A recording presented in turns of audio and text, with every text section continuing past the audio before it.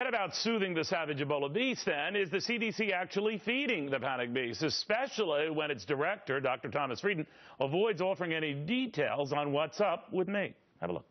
We're looking at other things we might do to further increase safety of the American people. That is the #1 priority of the CDC, of the U.S. government. We're looking at all options. Could you tell me what one of them are? What are one of those options? Well, let me first make an important point. So what is the one thing you're doing now, short of shutting down travel to that affected area, that you're considering going to implement like pronto? Well, stay tuned. I guess we just have to find out what those protocols will be. That went well. To our Fox Biz All-Stars, Sabrina Schaefer, Jonas Max Ferris, Tracy Burns. See, that's what concerns me. If we're told to be calm and then you're not offering calming reassurances and specifics on how we're going to stay calm, I get nervous. Right, like I would have felt better if you at least said, just wash your hands when you get off the plane. Anything, do something. anything. Right. I think anything. Steve Forbes is dead on in that I think everyone would feel better if they stopped flights. Let's just nip this in the bud and fix this while we can, as opposed to... So you're not in the camp that says you make that situation worse? No, I think everyone would feel so much better. And the two families that have, family vacations planned to West Africa right now can reschedule for a later day. Well, it might be 4. Okay, maybe. Sabrina? Yeah, well, I think what's clear, and I think Steve hit on this and Tracy does too, is that this is an administration that's more concerned with being politically correct than actually adequately protecting the American people here at home.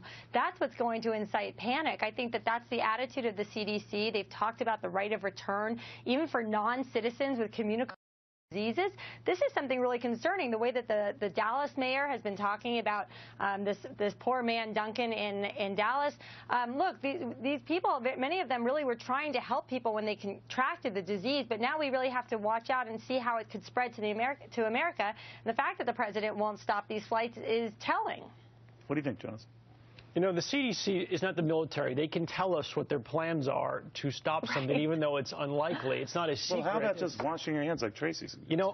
What disturbs me about it is, other than they have a website, I don't see what they've done that couldn't have been done 30 years ago, which means they're already missing all technological solutions to this. How are they tracking? Like, it's all filling out reports that you came in. Can't they track people that were on planes? Can't they put devices on them? There's smart watches now that can record your heart rate. Can't they have nurses go to their houses and see if they're getting symptoms? Like, what's the plan? Wait a minute, what a smart one. So you have Ebola. And there is a vaccine that's been on the shelf. Well, there is. Yeah, the argument against doing a lot of these things, and Jonas, that's a fine point, but the argument is that why spend and do crazy stuff ahead of something that might not pan out to the degree you fear? But you say what? Because we spend money on crazy stuff for turtles and bridges. I mean, we do stupid things. Those turtles never had Ebola. No.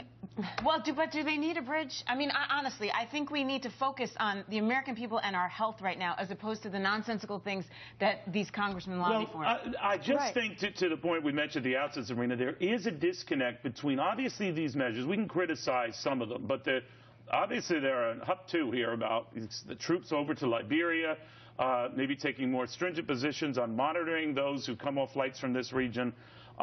So we think something is up when they keep saying, be calm, nothing is up, because they keep doing things that seem to imply something is worrying them. What do you think? Yeah, I agree. And look, I am the first to say that the kind of cultural alarmism that we generally live in is a bad thing, and we don't want hysteria over something that's not a real threat. Well, sequestration proved that. Right, and the way exactly. they acted, and that's why their believability is in question now.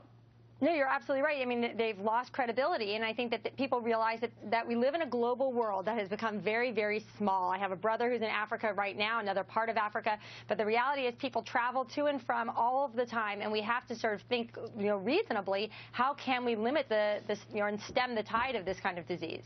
All right, we're going to take a quick break here, guys. I want to thank you for that. In the meantime, do you think that housing is off the mat? I want you to meet the guy who says when these guys meet, the whole market is going to be down for the count.